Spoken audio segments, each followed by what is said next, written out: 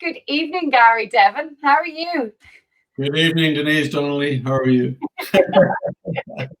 Oh, thank you so much for joining us. And what a fun week of getting to know you as much as we can.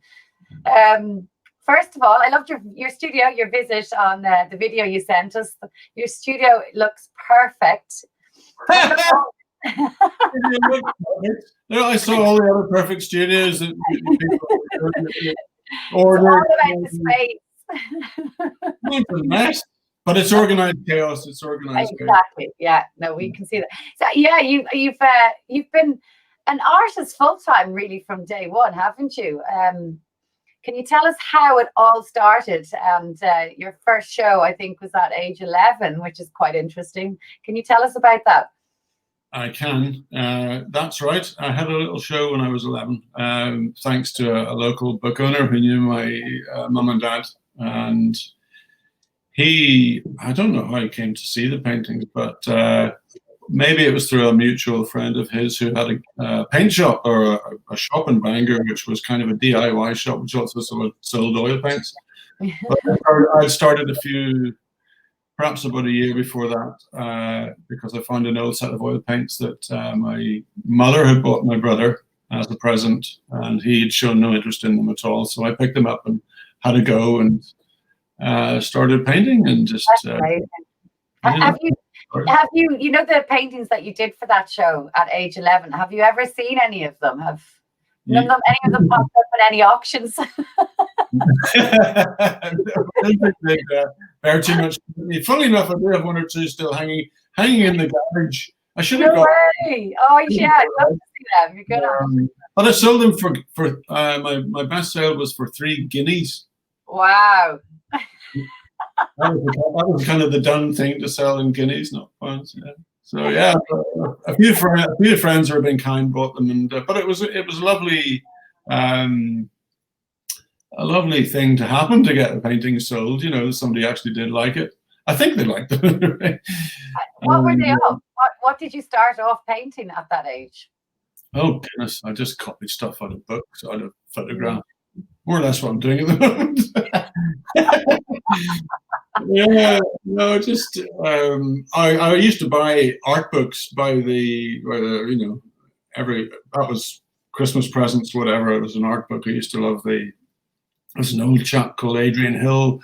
He used to produce lots and lots of art books. And then there were these American A3 size things with broadsheet of seascapes and whatever. So I used to love those. Yeah, and I'd copy those, and that was it. Yeah, that was the start of it. And you think when you had that show when you were 11, did you know this was the path to your career? This is what I want to be.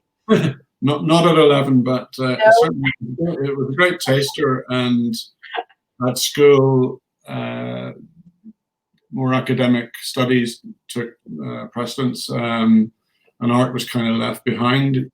I suppose because art was never really regarded at the school I went to as being, useful in terms of career-wise. I mean, really quite naive of them, I suppose, to even not suggest it, but just to have that ethos in place that didn't allow you to explore art color. Yeah, I mean, years ago as well, you couldn't make a good living out of art, so we weren't encouraged, I suppose, to continue it on, and it was more to get a trade first, and then you can fall back. I know that's what my family used to say if anyone wanted to go to art college. But I think it's different now with young kids in art college. They learn the business side of it. Yeah, and the whole raft of jobs, if you like, are available in the whole business of creating and animation, film, advertising, whatever. It's a huge area, and it's very, very valuable. So then, what did you? So you studied law then? Was it that what happened after you left? I studied languages at A level, and the only way to escape school at that stage was to head off to university and do something which many of your predecessors had done before. And I was good enough and at languages and to get A's and B's and things at A level, and then there was a question of what do I do? What am I going to do with myself? And I hadn't at that stage a notion. Nobody had even put the notion in my head. What are you going to be? What do you think you'd like to be? And there was no career guidance, people. No, I suppose I wanted to be a professional golfer most of all, but that didn't happen either. But somebody said, "Look, go to Cambridge. You're good enough to get in," and I did. I got in, and what will I do there? Well, we'll try law. Yeah, okay. Well, I'll try that. And no way, God! It was like I remember getting a pile of books, the pile of books I was to study, and I'm not a great reader. I thought, how am I going to get through that lot? Never mind understand it all. So my year at Cambridge was. Paint the pictures from it. Paint the pictures from the books. Well, there wasn't a picture in the book. That was the trouble. It was awful. Sure, somebody said to me afterwards, "You never wanted to be a policeman anyway." So. How long did that last for? A year. Okay, in Cambridge. Yeah, I sat on the steps of the Senate House Library just before my fourth exam, criminal law or Roman law, whatever it was, and my head in my hands thinking, I know what's going to happen here. So my tutor kindly rang me up when I got home for the holidays and suggested perhaps it wasn't in my best interest to come back. So that prompted the question, what now, what next? And a few other false starts, but it was Mum who got me back. So you moved back home then, did you, after that? Yeah, I came back. Directed you to go into the arts? It was Mum. Mum said, you used to paint a long time ago, didn't you? And I said, yeah. You used to love it, yeah. So she suggested I think along those lines when I did, and I joined an A-level class at the local tech to get a body of work together. It was an A-level course to get a body of work together to take to a foundation course in Jordanstown at the Poly then, and which is now part of the Art College. Did that, enjoyed it immensely. I was, painting, and I loved it. And I didn't realize I'd end up being, artist from but obviously it was the idea, and then it was a case of where do we go after that, and somebody suggested London and the college there, and so I ended up at Goldsmiths, and had it's was a very happening college. It still is, full of great tutors. Michael Craig Martin being one of them. He wasn't my tutor at the time, and I didn't realize quite what a powerhouse he is in the whole game of art. But others were Richard Wentworth and Basil Beatty, and I've forgotten the other guy's name who's pretty good. They're all top-notch artists. So I had a very interesting time there as quite a naive young, I wasn't young. I was 23 when I started as a sort of mature student. Yeah, that was young. Yeah. And how long did you stay there for? I stayed in London at college for the 3 years and then lived on there for about another 3, I suppose, after that. So you had a good time? Great time. I had some colourful characters, lived in halls of residence for a while, and lived with one guy who was a Morris dancing hippie who had a motorbike and his sidecar was a coffin. Yeah, as you do. Are you still in contact with them all? He would come back to college. He would go off and Morris dance for the weekends and then come back and come in and say, "Anyone for drugs?" Oh God. Yeah, it was good crack, and a great place to be. Out of art college, what were you really good at? Was it drawing and painting, or what? I started my painting. I knew I was a painter really. Nothing else really caught my. I just loved paint. Loved the feel of it. Just the whole business of painting. Goodness knows why. I never ventured down the 3D line. Few attempts at stuff like that at the foundation course, but just painting was my thing, and it always has been. I've loved it. So yes, Goldsmiths was a curious place because there was so much happening there. that wasn't to do with painting, and painting was not frowned upon, but perhaps wasn't regarded then as being, I think it was like a dying art form. It never will be, of course, but I was mixing with guys and girls who were doing extraordinary things. There was one guy I was I shared a studio space with, who was building a mock type telescope out of old LPs. Another guy was building a cardboard motorbike. People who went on to do, or be selected for the Turner Prize, like Julian Opie and here's the other, I can't remember. Anyway, a few good folk in that respect who were right at the cutting edge of the modern British. That must have been great, to be part of all that as well. Great to be part of it, and great to be in the city where the art is there to be seen, and it's by and large free. It's fantastic. I mean, it's. And what happened then when you left college? Did you did you come home, or did you want, did you just start showing work with galleries? Because you have been with galleries a long time.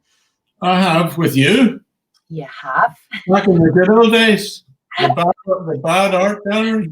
Bad art for you. the fun times.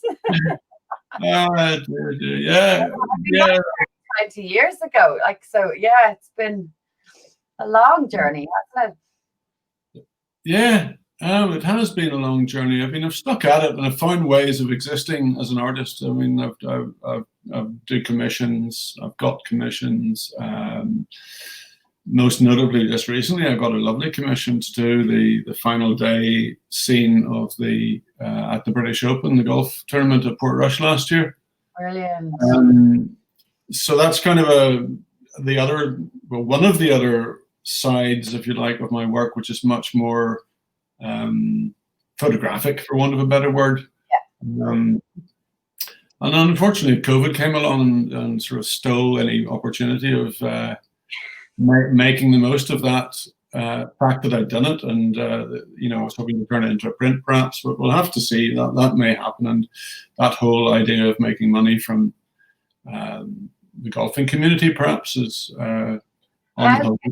Can I ask how did lockdown affect you? I mean, did it, a lot of artists have said that it didn't really change a huge amount because that's their life, but they did feel the first couple of months they couldn't get inspired to do a lot of pieces they wanted to do, but they have experimented with different mediums. Did anything change for you? Well, lockdown was an incredibly interesting time, obviously. I've got some props here I'm going to show you in a minute to do with lockdown. And it changed me in the sense that I eventually plucked up the courage to go back to painting with oils, which I hadn't done for a long, long time. Okay. And that was what I did for a little bit of lockdown. For the most of lockdown, I was living in a state of fear and trepidation about dying within 4 weeks. And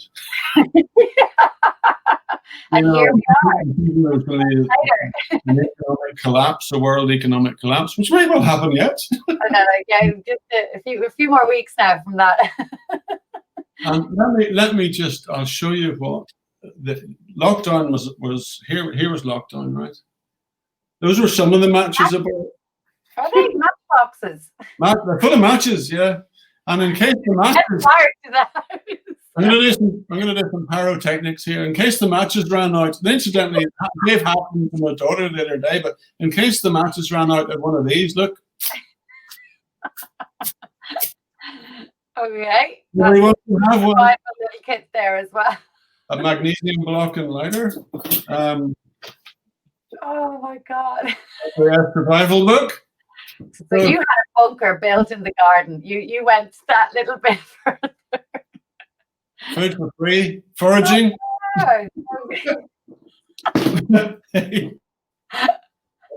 Garden, extra supply of shotgun cartridges. Oh my God. I honestly was a little bit afraid that, we'd have to start shooting pigeons or neighbors if they got a bit testy. I don't know. You were younger. Anyway, yeah, I got one of those there, and here as well. I don't know. I was as guilty as the rest of them. We went out and bought flour, thinking we'll make bread. Yeah. How many baps did I make? None. We had all these expectations that we were going to bake and cook special foods. Never worked. I know. But here, on a serious sorry, go on. You changed from acrylics to oils with lockdown. Did the actual work change itself? Did you try? Was this a new series, the landscape and the trees? Well, they've come about as a result of that. Yeah. What I did when I went, well, we had my mother living here with us during lockdown, which was an interesting experience, never to be repeated. I'm not very much of you. Well, so that kind of stole into any creativity, basically. Apart from panicking and thinking I've got to get my vegetable plot organized again, which I did. Oh, you did get it. Good. That was good. There's the other prop. See that machine there from the 50p shop? Brilliant. I managed to resurrect my plot and start growing vegetables. And we ate really well with the vegetables that we got out of it. But that's one. I just picked that today. That's one of the Cavallo. I don't know what to say to that. Lovely cabbage plant. That one's shot, but the new one's growing at the moment. Oh my God! So are we going to see paintings of all these crops? You might, Denise. Hold on a second. I want to show you right. Hold on. Where are they? Oh yeah, my carrots were the best. The best carrots I've ever grown this ever.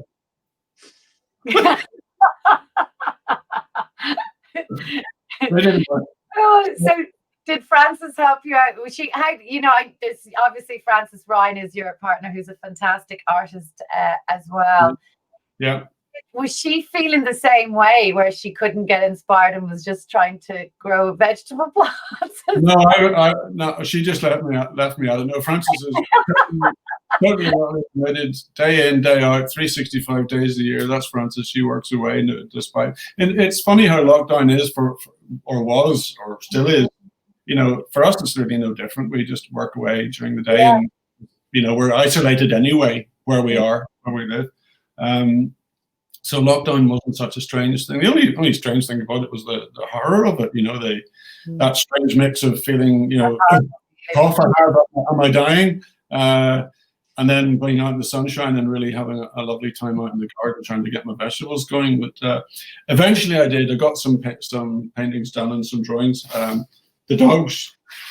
Oh, let's see. Oh, wow. Another one. These are gorgeous. And then I started painting the dogs as well, little ones. Oh, brilliant. Oh, you know what I'm going to ask you now? Are you going to do dog commissions? Brilliant. I'll do dogs. Send me your photographs. So you don't mind doing commissions? Sorry? You don't mind doing commissions? Oh, anytime. Yeah. Great. Yeah, absolutely. I have that on record now. I would love to paint more dogs because I really enjoyed. They were done. A lot of them were done actually out in the garden because the dogs were we created an area out there for them to roam around and sleep and play and do whatever they like. And the collies being collies, they're very busy, and then they just go. So you get them when they're down, and they're very good. And you see all this new work. That's where you walk the dogs, isn't it? All this. This is all the area. It's Crawfordsburn Country Park, and it's just a fabulous. It's a hidden gem. It's gorgeous.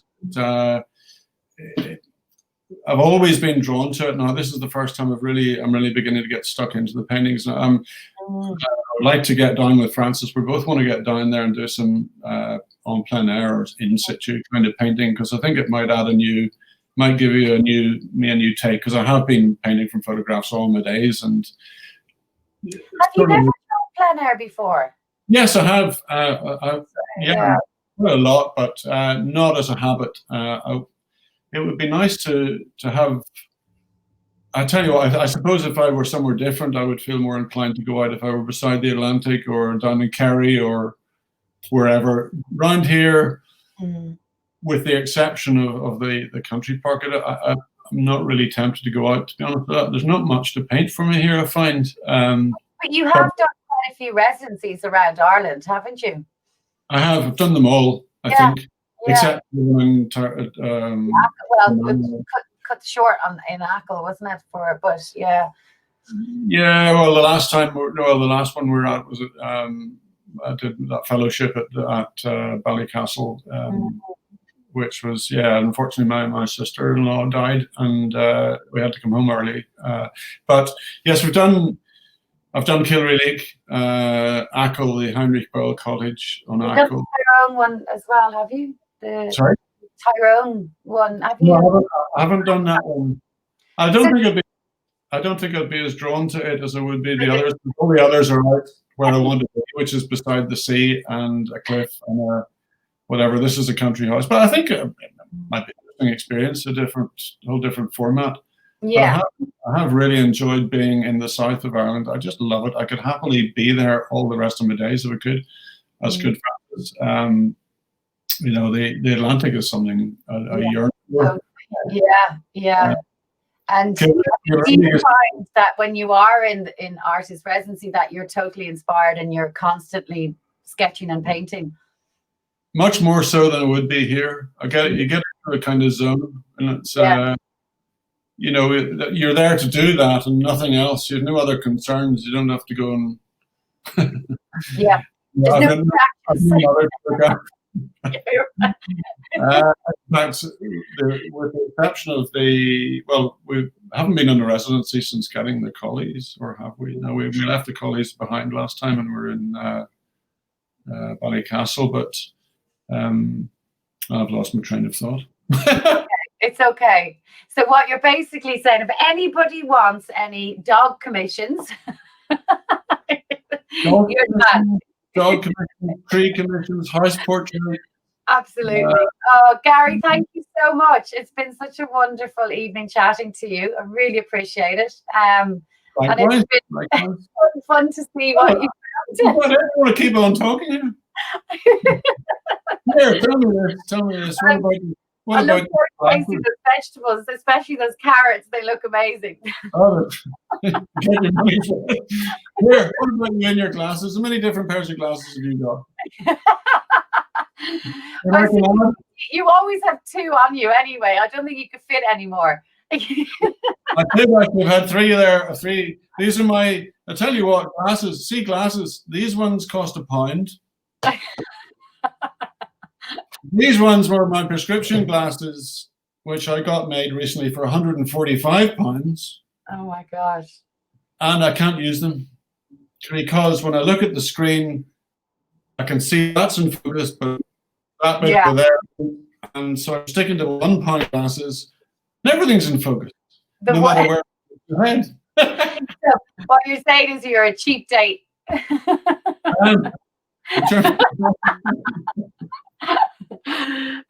Good. Listen, Gary, thanks so much. Hopefully I'll see you in the gallery again soon. And thank you for a wonderful show this week. It's been so much fun. Are you going to be open soon or what? Yes, we are. We've been open since June. All right. Sorry. Well, that's we're just doing the online shows every week, but we're open. We hopefully won't have to close again. Hopefully. Okay.